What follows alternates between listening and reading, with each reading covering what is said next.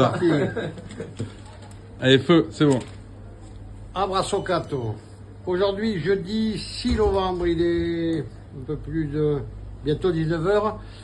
On reçoit, vous recevez, chers amis, vous recevez Dédé Cabane. André, c'est une institution, c'est nouveau, tu fais le tour des popotes. C'est mon dernier tour des popotes, donc voilà, je suis très heureux d'être à Bordeaux pour parler un peu de tauromachie, tout simplement. On a été compagnon de télévision, on a été compagnon de beaucoup de choses, de la presse taurine. Et là, on va profiter du fait qu'on soit avec Dédé parce que justement, sur ce papier que j'ai retrouvé, il y a la publicité des arènes de Vic-Fezensac. Ce fameux cartel-là qu'on voit partout, qui est une véritable légende, c'est qui? C'est un Américain qui s'appelait John, qui nous a fait ce dessin et on l'utilise depuis les années 70. C'est notre logo. Ça veut dire que, bon, à Vic, il y a quand même, on essaie de mettre les taureaux. Donc, ces taureaux noirs, c'est un peu notre amour et ce qu'on défend. Noir comme les jours qu'on vient de passer, depuis que nous avons appris, bien sûr, la mort du Duende, si on peut parler ça comme ça. Duende, c'est intraduisible, mais ça veut dire, si ça se traduit, inspiration, coup de génie, éclair, tout ce que vous voulez. C'est à la fois de la tauromachie et du flamenco, et qui mieux que, j'avais titré ça, les hérissons orphelins, qui mieux que Rafael de Paula. Le Jerezano peut avoir ce titre-là. Ils ont fait 2 jours, hier et avant-hier, 2 jours, la ville s'est arrêtée à Jerez de la Frontera pour saluer la star, le grand torero, la légende vivante. 85 ans, il est mort quand même, on pensait qu'il aurait pu partir plus vite, mais ça tient la tauromachie, ça tient bien, avec une vie véritable, parce que Rafael de Paula, il s'est appelé d'abord El Jerezano, puis du Jerezano il est passé à Paulita, puis à Paula quand il est devenu Rafael de Paula, avec une vie incroyable. Il est d'origine gitane. Gitan. Il est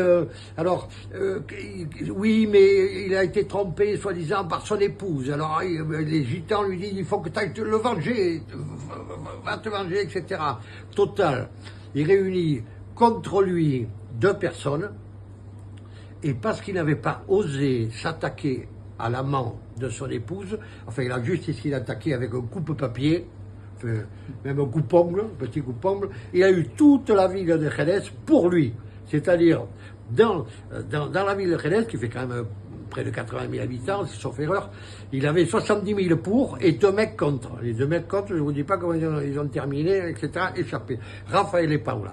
Pour nous, ça a été une légende. Juste un détail aussi sur ce garçon-là, sur ce pédasso de maestro. Alors c'est marrant parce que les choses s'enchaînent. Alors je ne sais pas si c'est une espèce d'alignement des planètes, mais il a été apodéré par Morante de la Puebla. Rafael de Paula, apodéré. Et quand il arrivait à Séville, il y avait un bar, je ne donnerai pas le nom, un restaurant très connu dont je ne donnerai pas le nom. Quand il y avait des corridas dures à la télé, Rafael de Paula faisait éteindre la télé dans le restaurant pour dire non, les taureaux sont trop durs, je vais avoir peur, pas la peine, on supprime. Il faisait éteindre la télé. Les mecs comme ça, c'est génial. Et une deuxième chose, un jour, il a été son apoderado, c'est le frère de Coro Vasquez, Antonio Vasquez, qui me le rappelle. Et il me dit, tu sais, un jour j'ai discuté avec Paula, on arrivait je ne sais pas où, de Navarre ou par là, et on s'est arrêté sur le bord de la route pendant 1 heure, et qu'est-ce qui s'est passé? Eh bien voilà, pendant 1 heure, pratiquement, il m'a dit, tu comprends, j'ai pas envie d'y aller parce que c'est compliqué, parce que le bétail il est difficile, ouais. Et je lui dis, mais avec qui tu... Oui, je parlais avec Rafael de Paula, et alors? C'était à cause de quoi? Pourquoi il disait non?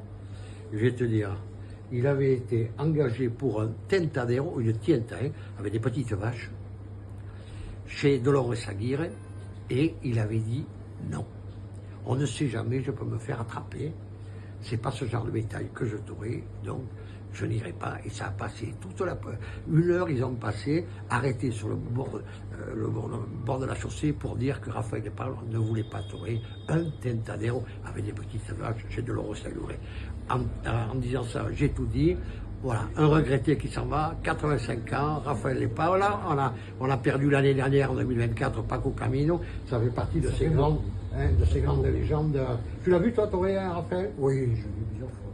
Oui, absolument. Et c'est un torero d'époque, carrément, qui avait une tauromachie particulière.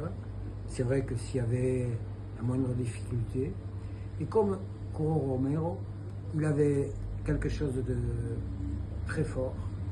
Il regardait beaucoup les yeux des taureaux.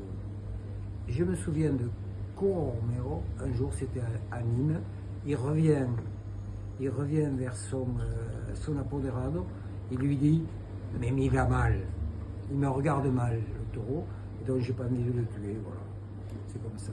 Et il a fallu le pousser pour qu'il aille le tuer, parce que ce taureau, à un moment donné, il avait mal regardé. Et les Paolo étaient comme ça, ils étaient très attentifs au regard du taureau. Les deux avaient ce point commun.